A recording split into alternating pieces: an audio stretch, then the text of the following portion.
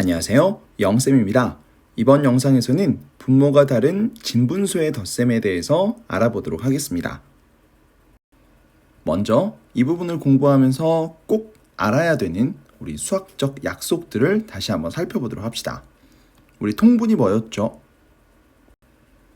통분은 분수의 분모를 같게 하는 것이었습니다. 여기에 4분의 3과 6분의 5가 있을 때 분수의 분모를 같게 만드는 거기 때문에 여기 4와 6을 같게 만들어 주는 거죠. 그럼 여기에서 두 가지 방법이 있었어요. 첫 번째는 분모의 곱을 통해서 해주는 거죠. 즉 4분의 3에다가 곱하기 6 해주는 거죠. 분자에도 똑같이 곱하기 6을 해주고요. 분모 6분의 5에다가 이번에는 4를 곱해주고 분자에도 똑같이 4를 곱해주게 되는 거죠. 그래서 4, 6에 24, 6, 4, 24 똑같이 만들어주는 방법이 있었죠. 그리고 두 번째 방법은 분모의 최소 공배수. 자, 최소 공배수를 구해서 우리가 분모를 같게 만들어주는 거였죠. 4와 6 최소 공배수를 구해서요. 이렇게 2로 나눠지니까 공약수로 나누죠. 3. 그래서 여기 부분을 다 곱하면 12가 나오겠죠. 그러면 12가 되기 위해서 4에다가 3을 곱해주고 6에다가 1을 곱해준다고 했었죠. 그렇게 만들어줄 수 있겠네요. 우리 전에 공부했던 약분의 뜻은 뭐였죠? 분모와 분자를 무엇으로 나누어? 공약수로 나누어서 간단하게 나타낸 것을 약분한다라고 했습니다. 예를 들어서 18분의 12가 있다고 한다면 얘를 약분을 하는 거죠. 가장 작은 2로 한번 약분해 보겠습니다. 12도 2로 나눠지니까 6, 18도 2로 나눠지니까 9. 그러면 9분의 6이 되겠죠. 그런데 살펴보니까 여기에서 또 약분이 되네요. 약분을 하면 3으로 약분해서 2, 9는 3 하면 3분의 2가 됐고 분모와 분자의 공약수가 1뿐인 분수, 이런 분수를 우리는 기약분수라고 불렀습니다. 그럼 이제 주제로 돌아와서 분모가 다른 두 분수의 덧셈을 할 때 분모가 다르다고 했기 때문에 우리는 어떤 활동이 필요하죠? 분모를 같게 만드는 활동이 필요합니다. 즉 통분을 해야 되는 거죠. 그런데 통분을 한다는 건 두 가지 방법이 있었어요. 첫 번째, 다시 얘기하자면 분모의 곱으로, 두 번째는 분모의 최소 공배수로.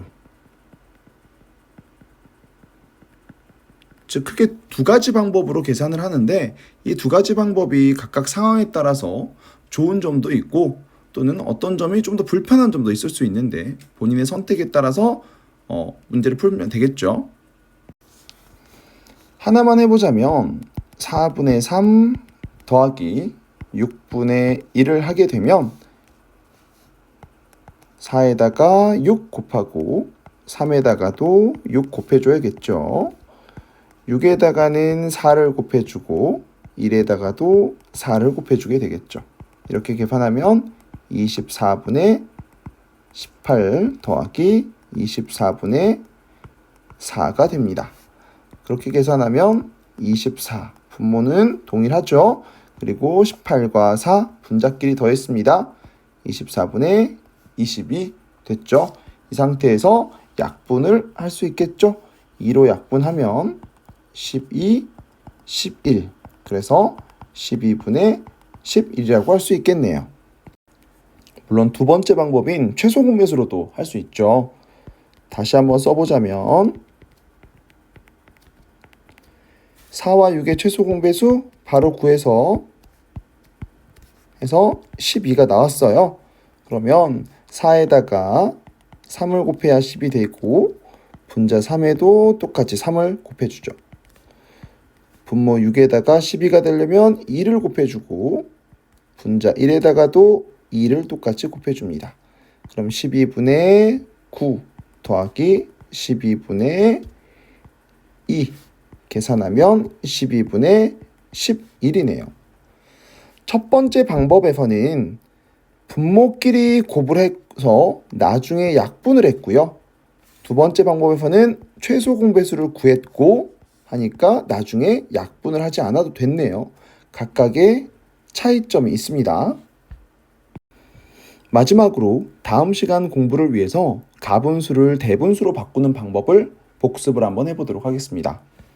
예를 들어서 5분의 13이라는 분수가 있다고 합시다. 이 분수는 5분의 1이 13개가 있는 분수예요. 이걸 대분수, 즉 자연수와 진분수 형태로 나타내려고 해요. 그러면 자연수가 되는 과정 살펴보면 5분의 5, 이거는 자연수 1이 되죠.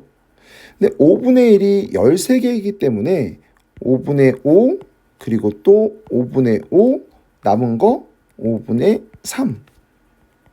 얘가 또 자연수 1이 되겠죠. 즉 살펴보면 자연수가 2만큼 있고 진분수 5분의 3이 있습니다. 이거를 하나로 합쳐서 살펴보면 2와 5분의 3이라고 할 수 있었어요.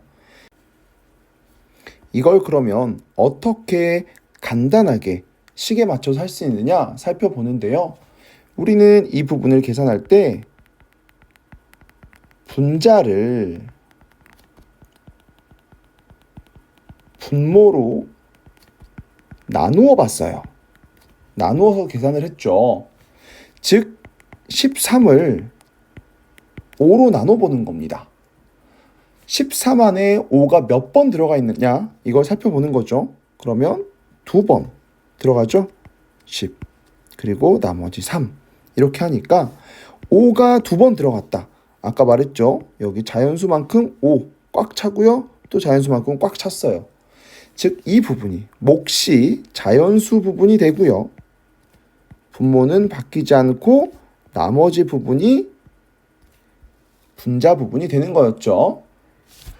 이건 여러분들이 아주 예전에 공부했었어요. 이 부분을 다시 한번 꼭 떠올리면서 우리가 다음 시간 공부에 적용해 볼 수 있도록 하겠습니다.